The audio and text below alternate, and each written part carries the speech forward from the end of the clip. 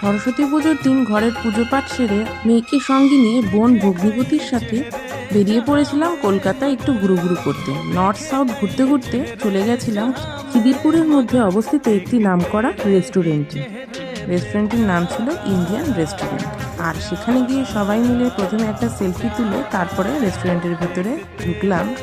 রেস্টুরেন্টের ভেতরের অ্যাম্বিয়েন্সটাও ছিল দেখবার মতো। আর সেখানে গিয়ে কি কি খেলাম সেটাও অবশ্যই তোমাদের দেখাবো। আর আমার মতন তোমাদেরও যদি এই রেস্টুরেন্টের ভেতরের অ্যাম্বিয়েন্সটা ভালো লেগে থাকে তাহলে অবশ্যই কিন্তু কমেন্ট করে দিও। আর আমার এই চ্যানেলটিকে বেশি বেশি করে লাইক করে তোমাদের প্রিয় বন্ধুদের কাছে অবশ্যই শেয়ার করে দিও। আর যারা আমার চ্যানেলে নতুন তারা অবশ্যই চ্যানেলটিকে সাবস্ক্রাইব করে বেল আইকনে ক্লিক করে দেবে।